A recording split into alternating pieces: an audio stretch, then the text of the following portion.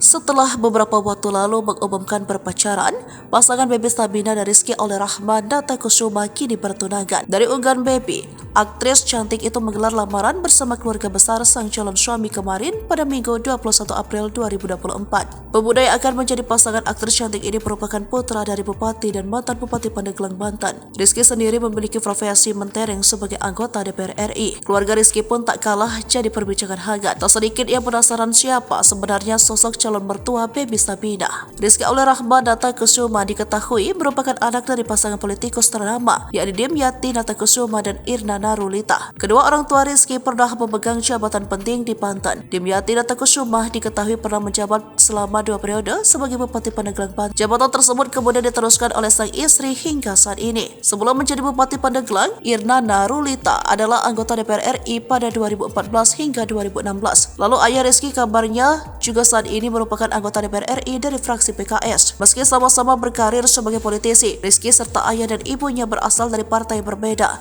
Rizky saat ini tercatat sebagai kader Demokrat, sementara sang ayah berasal dari Partai Keadilan Sejahtera atau PKS dan ibunya dari Partai Persatuan Pembangunan atau P3.